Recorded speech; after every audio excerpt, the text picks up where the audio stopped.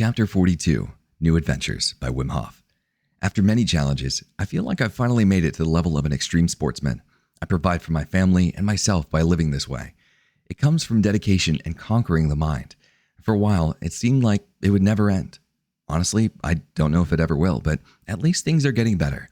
I have a peace in my mind that helps me understand life on a deeper level. I would like to pass on to you some lessons that I've learned along the way. My challenges aren't always amidst freezing temperatures trying to break a world record. A few of my other challenges are instructing people during my workshops, writing a book, doing my thing while in a scientific setting, and proving that we can do more than we think. One of my more recent goals has been to teach hundreds of children how to run barefoot over the snow. I'd like to instruct them how to bring about power to resist the cold.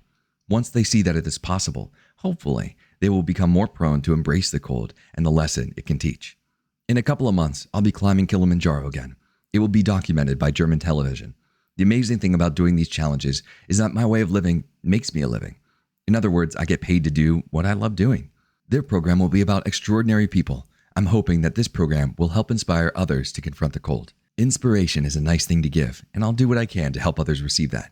Despite however many people I try to teach, only those with open ears, heart, and dedication will be able to pursue it. Another upcoming challenge is my run through the Sahara Desert. I plan to go 50 kilometers without drinking any water. I'm convinced that it is possible, even though all of the doctors tell me otherwise. I worked for 8 years in the Spanish Pyrenees during the hot summers. Every day, I carried my rucksack weighing 20 kilograms, 44 pounds on my back for the entire day without drinking any water. I did this because it felt good and my body told me that I was okay. I believe that at a certain moment when my sweating stops, an autocirculative fluid system kicks in and begins to regulate my body temperature.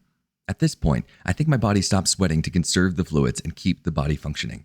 When this process would happen to me in the Spanish Pyrenees, I would feel a sort of high off of natural drugs, comparable to the feeling that one would get when experiencing a runner's high. The same happens when I am exposed to the cold. When Justin and I decided to try breaking 2 world records together, we had no training. What I mean is, we didn't train specifically for that run. Justin hadn't run much in the snow because there wasn't any snow to run in. Personally, I hadn't done much running either. I'd been focused on all the research and workshops that I couldn't find time to do any endurance workouts. The thing is, we had faith that it was possible. We knew that we would be prepared when the time came, and we were willing to work hard to get there. Justin began using his experiments to simulate running in the snow, while I began running slowly. With time, I increased my distance and speed as my body became more accustomed.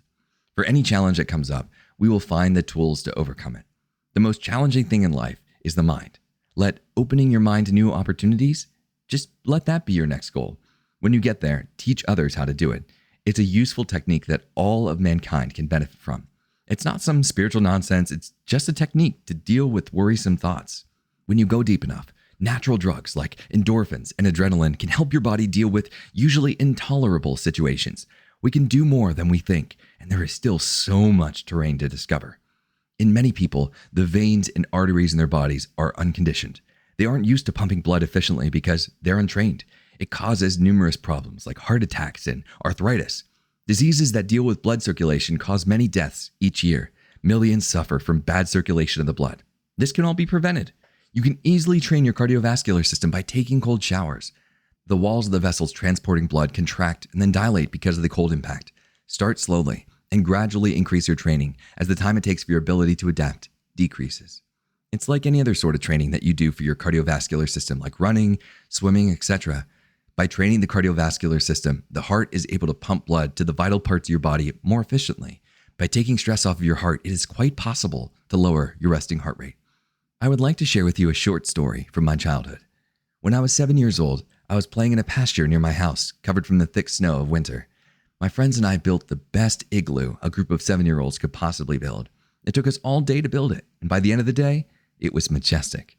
One by one, my friends went home to eat, to sleep, or because they were tired. I, however, stayed because I felt attached to the igloo. I felt like it was my home, my beautiful home. I continued adding snow to it over the next few hours.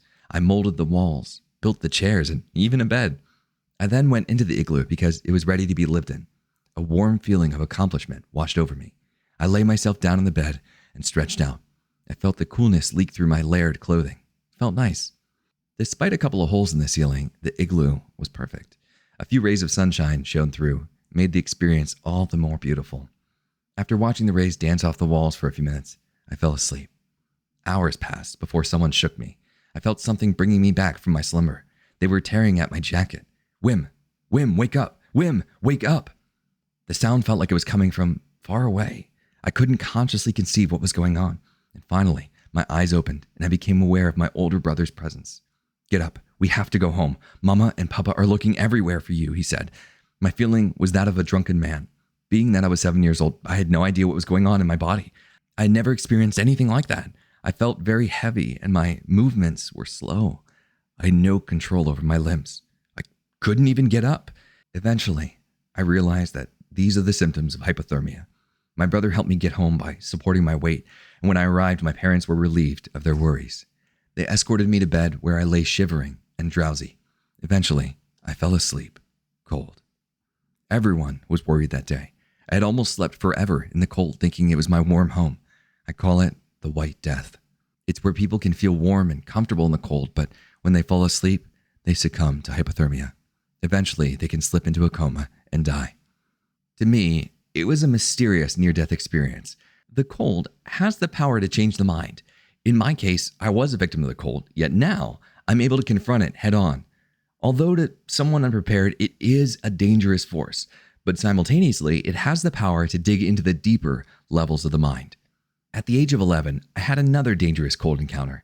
In this encounter, I didn't feel a negative sting with the cold. Instead, it just felt like I was going to take a nice warm sleep.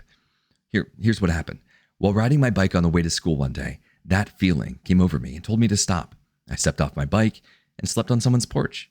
I was tired and drowsy, but fell asleep cozily. But when I awoke, I was being carried into an ambulance. The doctors kept me in the hospital for 1 week for observation. They couldn't figure out how I could have survived. These mysterious experiences have strengthened my relationship with the cold. I now recognize it as a noble force that teaches me life lessons. Now, I'm able to control the impact that the cold has on my body and use it to help my body stay healthy. I've come a long way since I was 7.